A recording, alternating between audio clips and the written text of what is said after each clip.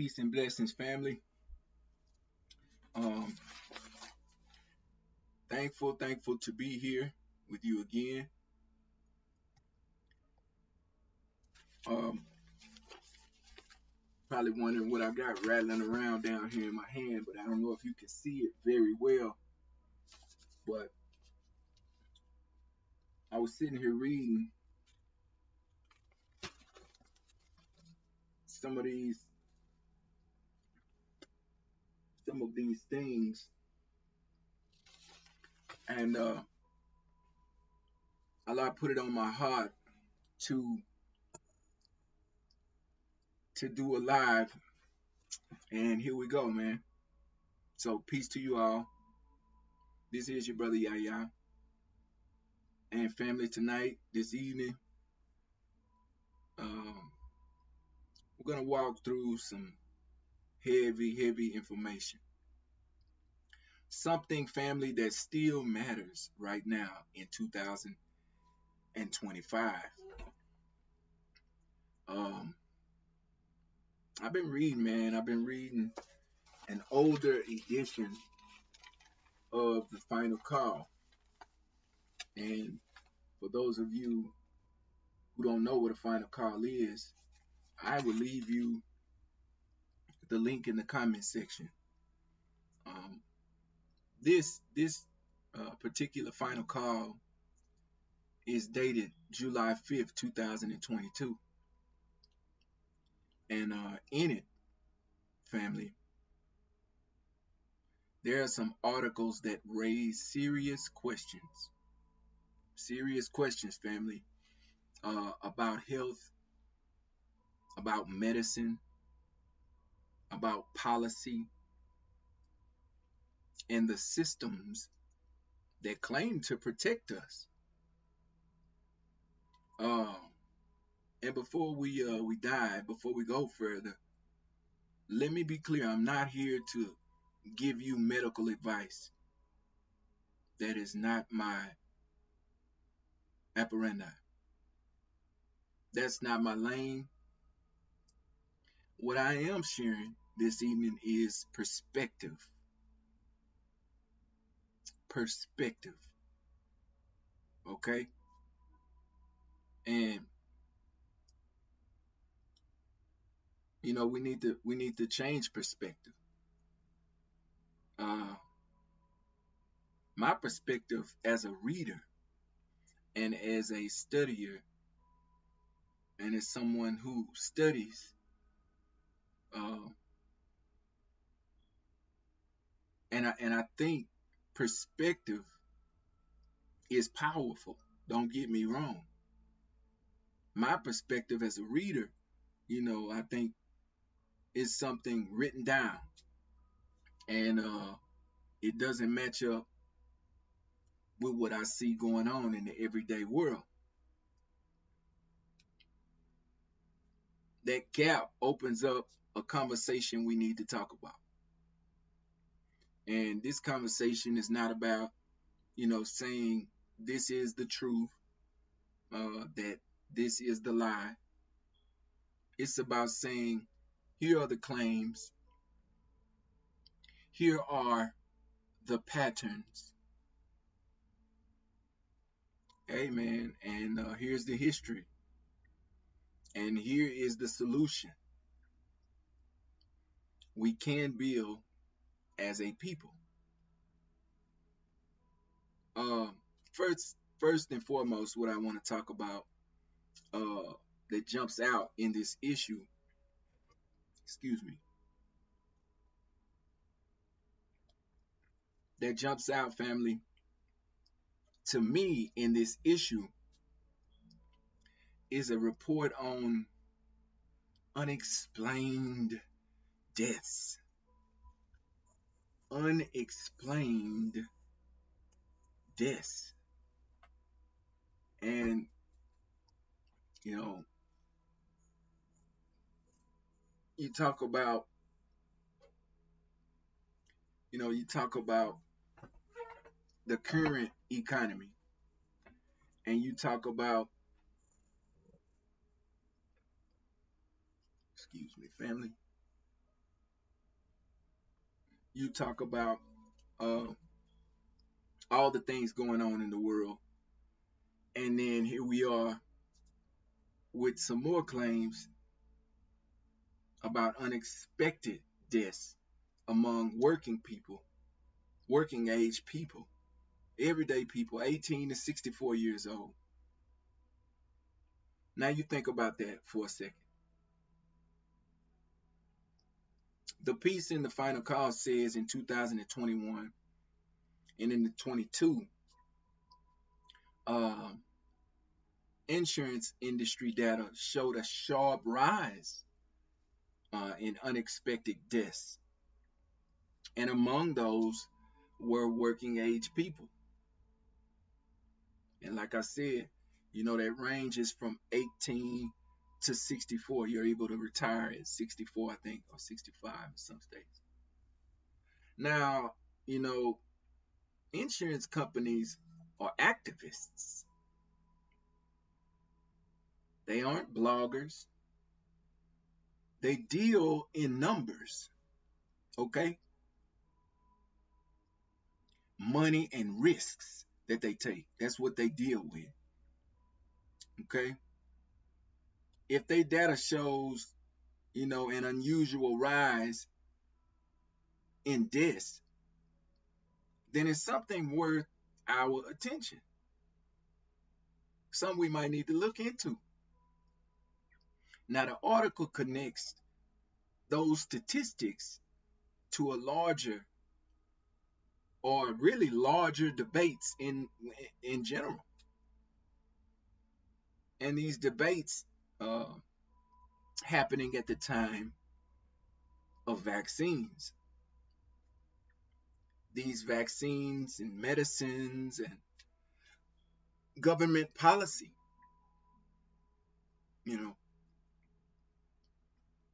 some voices believe that there was a direct distraction uh, tied to all of this. Some voices believe that there was a direct link. Others, I remember, blamed stress or long-term effects of illness or mental health. You know, the toll of lockdown. So just unlocking that. Here's what I take away as a reader. When death rates rise and nobody gives clear answers, our people have every right to demand transparency. You see, period, period, point blank. And our perspectives are one thing, but when things are actually going on in our lives and we want to speak up about it, that's an entirely different thing. So what makes this issue of the final call interesting is the way it doesn't just quote officials talking. It challenges them. Figures like Fossey and Gates and Biden are referenced, not as heroes, but as voices whose words didn't always match the reality. Now, here's how I read it. Instead of me, saying this proves a cause, I say this shows a contradiction. Instead of taking the claim as fact, I take it as a signal to investigate it. Me, as a reader. For example, the article mentions how government leaders reassured people that certain treatments would prevent infections. Yet later, reality showed people still getting sick. That doesn't mean we dismiss science. It means we pay attention when promises and outcomes do not align. Because family,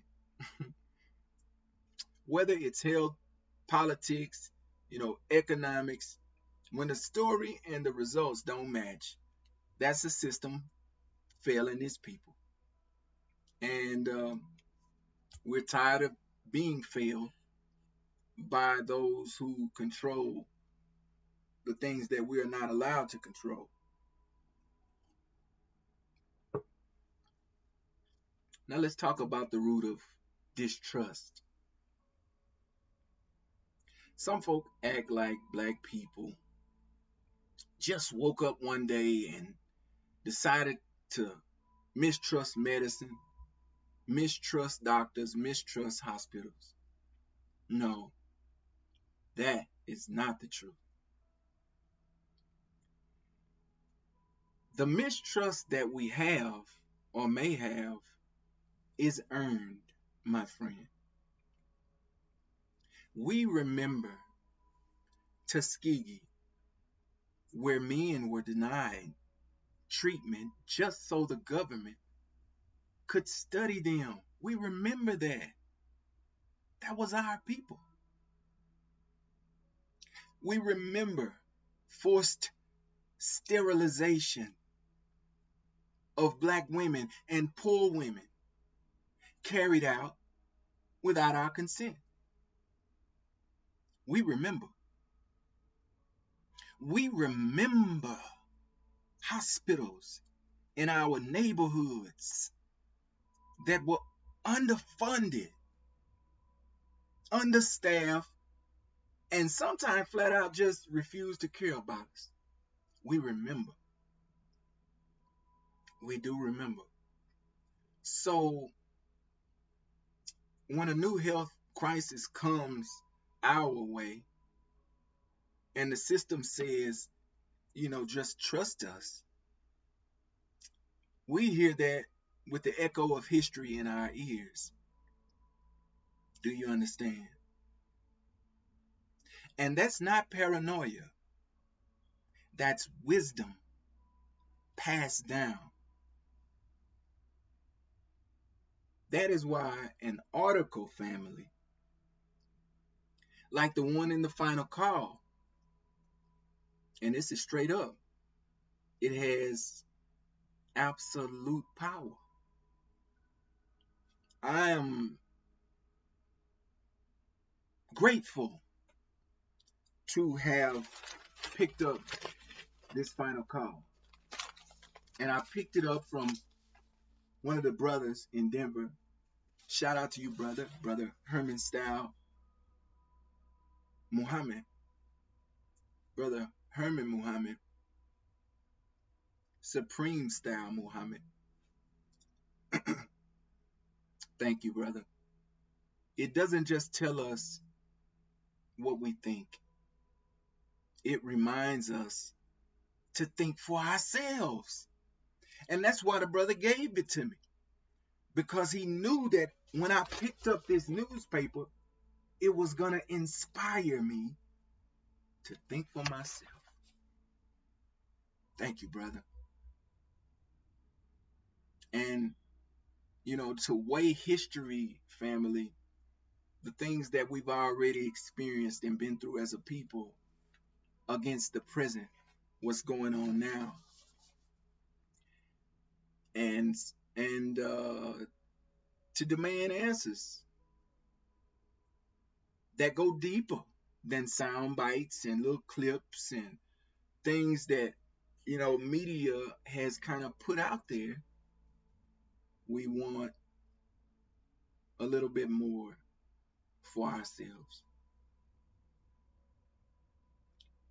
The final call paper also shines light, family, on how media plays into the narratives. And just straight up, certain voices get amplified, others get silenced. That's a fact. You know it. I know it. When money, influence, and reputation are on the line, truth often takes a back seat. And if you don't believe me, just go and study history.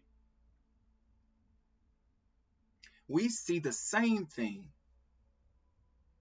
in other industries, in food, in housing, in criminal justice. The patterns is the same. Systems confuse you, corner you, and then profit off of your struggle. That's a fact. Talk black to me. The health system is no different. This is why we can't just consume headlines and assume they are the whole story. We need to slow down as black people, as human family, read critically, and ask who benefits, who profits, and who pays the price. Think about it, family. What I love about the Final Call newspaper is that it frames the pandemic not just as a health issue, but as a power issue. Who has the right to decide what risks people take? Who decides which voice gets heard and which voice does not? Which or who decides what data gets released and which data don't get released? That's the bigger conversation. Because whether it's about vaccine or about policy or about data, what's really at stake is the trust. And trust, once broken, is hard to restore. Period. Point blank. So the question then becomes, family, if we don't trust the system, what do we build in its place? Family, here is where we stop pointing fingers at everything and everybody and start pointing to solutions. We have to become a people who demand the raw truth, not summaries, not PR statements, raw numbers. If insurance companies have data, and they do, it should be public. If hospitals have reports, they should be accessible. Why wouldn't you want the people to see it? We have to build health literacy in our community. Health literacy. Let's study together. Let's learn how to read a medical report together. My wife is actually doing it right now. All praise is due to Allah, and that's the truth, family. She's learning how these medical words have, you know, these different codes to them, and it's really cool, and it's a lot of them. But we need that.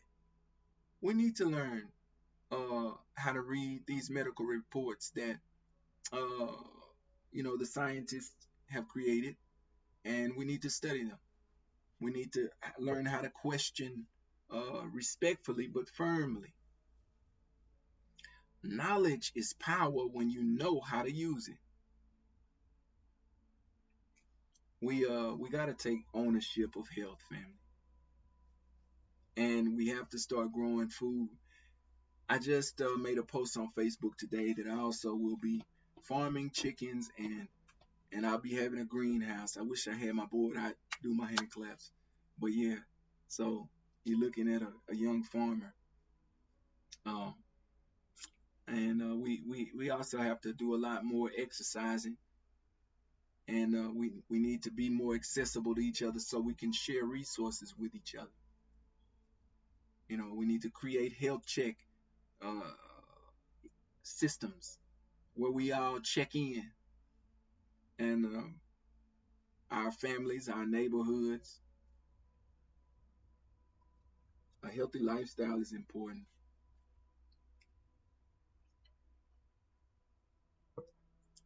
A healthy lifestyle is important. A healthy lifestyle won't protect you from everything, but it builds resilience that no system can take away from you. And we have to start taking accountability for the history that we've suffered. Never let anyone tell you to distrust. Uh, uh, never let anyone tell you distrust is foolish, because it's not. To distrust isn't foolish at all. We need to bring up the history sometime and teach it and show it, because once you know what's been done in the past, you'll never let it be done again.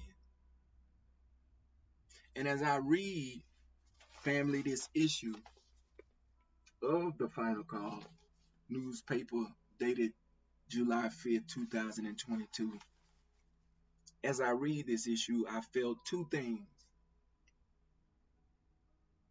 First, I felt the weight of the questions, the uncertainty, the suspicion, the lack of clear answers that I feel like we deserve. Second, I felt the responsibility, because it's not enough to point at broken systems. I have to inform others as well. We have to step into the gap with our own system, and we need to do it as soon as possible. My perspective is simple. The systems we live under often fail us. Yes. Articles like this one from the Final Call newspaper, family, these type of articles remind us not to get comfortable and not to be confused. When the story doesn't match the results, it's our job to question, to investigate, and to build. This is not about spreading fear. This is about demanding truth. Now, and creating solutions. Now, it's about refusing things like untied messages. It's about refusing to let anyone define the value of our lives. Man, this is Brother Yahya, and thank you for joining me for another resurrection class, family, where we don't beg, we build. Peace.